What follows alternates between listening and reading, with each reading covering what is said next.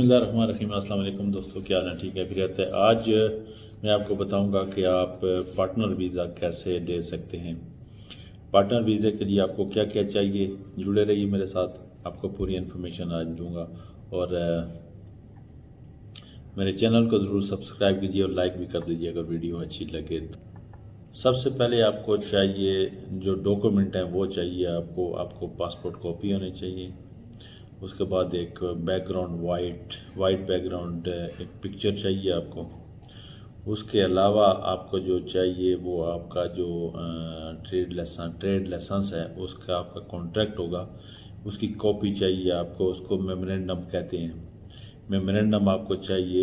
ये 3-4 चीज़ें जो है वो आपको लाजम चाहिए वीज़े के लिए। और पार्टनर का जो वीज़ा है वो 3 साल का वीज़ा है। पार्टनर का वीज़ा 3 साल का वीज़ा लगता है। और इसका टोटल चार्ज कितना है वो भी मैं आपको बताऊंगा। लेकिन फर्स्ट सारे से पहले मैंने आपको बताया कि आपने क्या क्या डॉक्यूमेंट लेने अपने साथ। पासपोर्ट कॉपी, पिक्चर्स और मेमोरेंडम। जो आपका कॉन्ट्रैक्ट होगा पार्टनरशिप का उसका एक मेमोरेंडम होता है, वो आपको चाहिए वीज़े के लिए। अगर इनसाइड कंट्री है तो आपको उसका जिस कंपनी का आपने कैंसिल किया है उसका कैंसिलेशन पेपर चाहिए होगा, या फिर आप विज़िट वीज़े पे हैं तो विज़िट वीज़े का जो आपके पास पेपर होगा विज़िट वीज़ा वो चाहिए आपको। ये तो हो गया जी आपको डॉक्यूमेंट। अब इसका तरीक़ाकार क्या है, ये डॉक्यूमेंट आप कहाँ आपने लेके जाने हैं उसका भी अभी मैं आपको तरीक़ाकार बताने वाला हूँ। तो सबसे पहले आपने जितने भी डॉक्यूमेंट हैं ये लेके आपने चले जाना है कहाँ पर, आमर सेंटर में।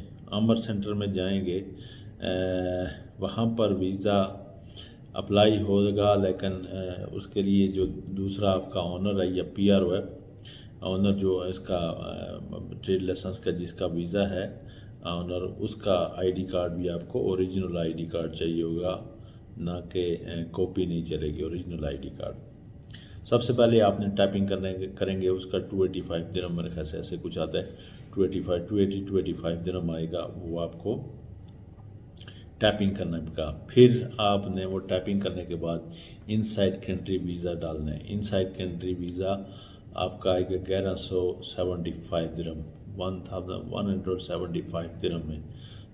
ये जो आपका आएगा, पहले आपने 285 पे किया, उसके बाद 1175, दो चीज़ें ये हो गई। आपने सबमिशन कर दिया और उसमें आपको क्या क्या चाहिए, जो इसको फर्स्ट टाइम जो भी आपका है कंपनी का वीज़ा अप्लाई करने के लिए, जो जिस भी कंपनी में आप वीज़ा अप्लाई कर रहे हैं या पार्टनरशिप के लिए वीज़ा अप्लाई कर रहे हैं, उस कंपनी का ऑनर का ओरिजिनल आईडी कार्ड आपको चाहिए होगा, एस्टेब्लिशमेंट कार्ड आपको चाहिए होगा। फिर ही आप वीज़ा अप्लाई कर सकते हैं, वरना आप अगर आपका वीज़ा नहीं है आप अप्लाई नहीं कर सकते। वो पीआरओ करेगा या ऑनर ही कर सकता है। उसकी आईडी जो है ऑनर की वो लगती है जो, या पार्टनर आपका जब वीज़ा लग जाएगा तो फिर आप उस पर काम कर सकते हैं, फिर आपकी आईडी भी चलेगी।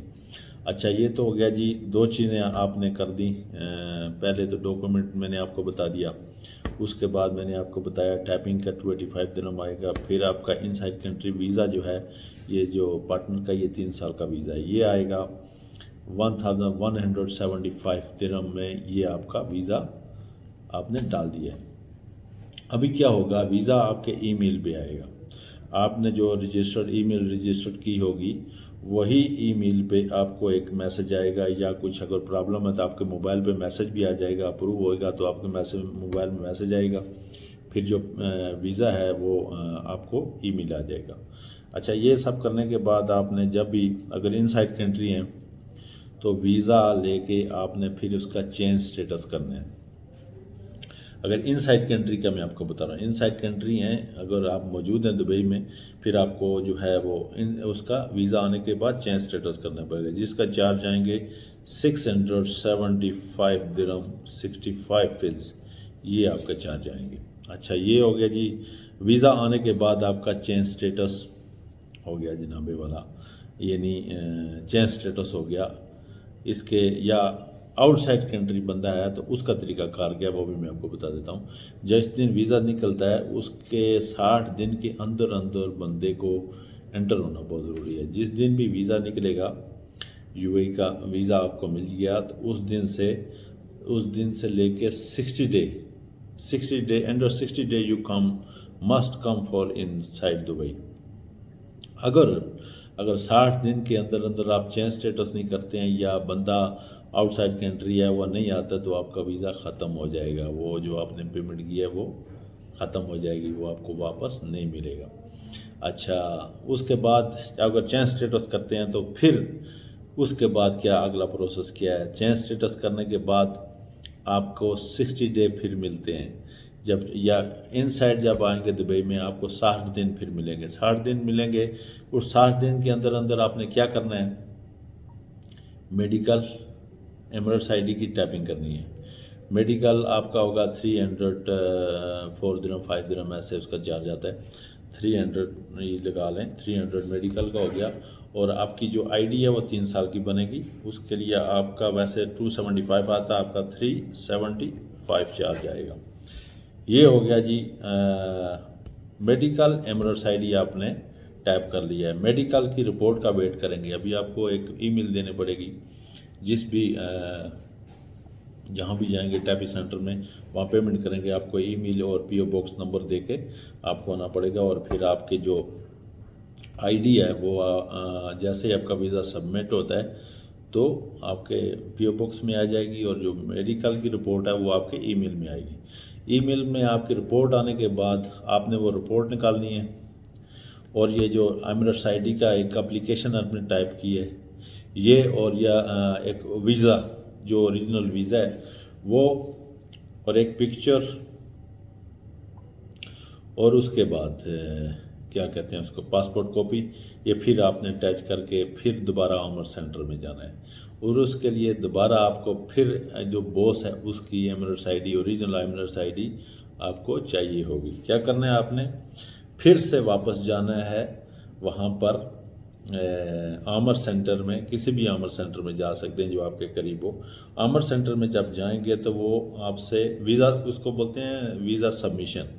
वीज़ा सबमिशन का उसका तरीकाकार ये है कि आप जैसे ये पूरे डॉक्यूमेंट मैंने आपसे क्या बताया, मेडिकल की रिपोर्ट, उसके बाद अगर आप फर्स्ट टाइम लगा रहे हैं तो आपको कोरोना टेस्ट भी कराना पड़ेगा। अगर यहाँ पर मौजूद हैं तो फिर मुश्किल नहीं है। Medical report, Emirates ID application, Emirates ID की जो आपने टाइपिंग किया उसकी एप्लीकेशन होगी। एप्लीकेशन, पासपोर्ट कॉपी, एक background wide original photo copy, और ये पासपोर्ट कॉपी ये सारी लेके आप फिर से जाएंगे आमर सेंटर में, और जिस भी कंपनी में आपने वीज़ा डाला है उसका एस्टेब्लिशमेंट कार्ड वगैरह, लाइसेंस वगैरह ये आपको पास रखना होगा, और बॉस की ओरिजिनल आईडी नहीं भूलनी है। अच्छा, ये जब आप कर लेंगे तो आपसे वो वीज़ा सबमिशन के चार्ज करेंगे 496 दिरहम, 496 दिरहम ये आपसे चार्ज करेंगे। कहाँ पर? आपके फाइनल वीज़ा सबमिशन के लिए, जब आपका पासपोर्ट के ऊपर वीज़ा स्टम्प होता है उसके लिए ये 496 दिरहम चार्ज होंगे। लेकिन ये इससे पहले आपको मेडिकल, एमरेट्स आईडी ये जो आपको क्लियर होगा, फिर फाइनल में आपका जो है वो वीज़ा सबमिट होगा। अच्छा, यहाँ तक हमने वहाँ पर हमने सबमिशन कर दिया, और वो आपकी ईमेल पे फिर दोबारा से एक मैसेज आ जाएगा जब ये अप्रूव होगा। अप्रूव होने के बाद फिर उसको आपने पासपोर्ट कहाँ पर लेके जाना है, जहाँ पर आपका वो स्टम्प होगा। अगर आप होम में हैं या ऑफिस में हैं, आप अपना एड्रेस दिखा सकते हैं। वहाँ पर वो क्लिक कर लेंगे जाजल वाले वो आपके घर से भी क्लिक कर सकते हैं या ऑफिस से क्लिक करेंगे, रास्ते में आपको नहीं देंगे या रास्ते से नहीं उठाएंगे। दूसरी सूरत में आपको जाजल ऑफिस जाना पड़ेगा। जाजल ऑफिस में जाएंगे तो अगर आप पार्टनर हैं फिर भी सबमिशन कर सकते हैं, अगर पीआरओ हैं तो फिर भी आप वहाँ पर पासपोर्ट दे सकते हैं, वरना अगर किसी दूसरे बंदे का पासपोर्ट आप लेके जाएंगे वो आप नहीं दे सकते। अच्छा, जैसे ही आप जाजल में जमा करवाएंगे तो जमा कराने के ठीक एक दिन बाद या 2 दिन बाद जहाँ का आपने एड्रेस दिया होगा अपने घर का या अपने ऑफिस का, वो पासपोर्ट रिटेंट आपको जो है आपके घर मिल जाएगा। पासपोर्ट के ऊपर स्टम्प लग के हर चीज़। अब रह गई आपकी आईडी। वीज़ा लग गया, पासपोर्ट पे वीज़ा लग गया। तो वीज़ा लगने के बाद आपकी जो प्रोसेस शुरू हो जाता है एमरेट्स आईडी की टाइप में, उसका जो क्या बोलते हैं उसको, प्रिंटिंग का काम शुरू हो जाता है।